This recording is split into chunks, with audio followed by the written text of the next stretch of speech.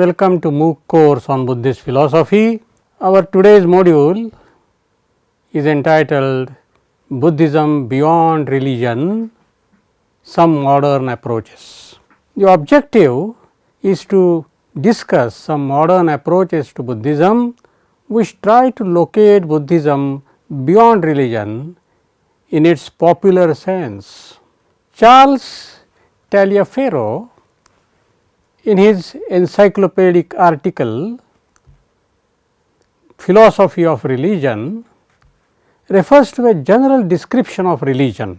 A religion involves a communal, transmittable body of teachings and prescribed practices about an ultimate sacred reality or state of being that calls for reverence or awe, a body which guides its practitioners into what it describes as a saving, illuminating or emancipatory relationship to this reality through a personally transformative life of prayer, ritualized meditation and or moral practices like repentance and personal regeneration. He immediately points out an obvious shortcoming of this definition, that it refers to theist religions and does not cover the religions such as Buddhism, which do not involve the belief in God. In fact, is Buddhism a religion? Becomes a legitimate question in this context.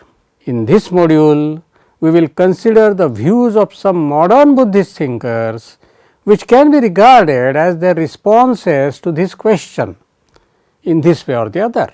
So, one such approach beyond religion is Buddhism as Dhamma or ideal religion. Now, this approach was presented by Dr. B.R. Ambedkar. Buddhism in the modern world had an encounter with theologians advocating Semitic conception of religion, who denied the status of religion to Buddhism. B.R. Ambedkar, who is well known as a social philosopher, the founder of Navayana Buddhist movement and whose period is 1891 to 1956. In his work The Buddha and his Dhamma, he points out that some European theologians refuse to recognize the Buddha's Dhamma as a religion. However, he takes the question in positive spirit and answers it by saying that Buddhism is Dhamma and not a religion. In fact, we come across a twofold response to this problem from the Buddhist side. On the one hand, some Buddhists accepted the charge, but not with a sense of inferiority, but with pride. Unlike Christianity or Islam, Buddhism is based not on uncritical faith, dogma, a belief in God, etc., but on a rational approach and emphasis on one's own experience, and there was nothing to feel inferior about. On the other hand, some Buddhists acknowledge the wider conception of religion and more rational conception of ideal religion, which was more fitting to Buddhism than to other religions. We find both these responses in B.R. Ambedkar. In his 1950 article Buddha and the Future of His Religion, he showed how Buddhism fulfills the criteria of ideal religion, and in the Buddha and his Dhamma, he elucidated how the Buddha's Dhamma radically differs from religion. Another Buddhist thinker, Narada Thero, we will talk about his views.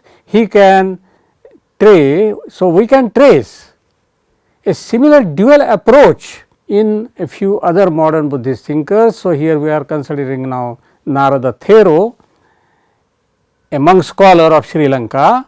He, in his work The Buddha and His Teachings, raised the question whether Buddhism is a religion. He said, Buddhism cannot be strictly called a religion because it is neither a system of faith and worship nor the outward act or form by which men indicate their recognition of the existence of a god or gods. However, if by religion we mean a system of deliverance from the ills of life, then certainly Buddhism is a religion of religions. Like Narada Thero, Ambedkar also was not a religious egalitarian in his approach. He regards Buddhism as different from and more advanced than other religions. This view of Ambedkar has similarities with the views of Anagarika Dharmapala, who was a Sri Lankan Buddhist revivalist and whose period was 1864 to 1933.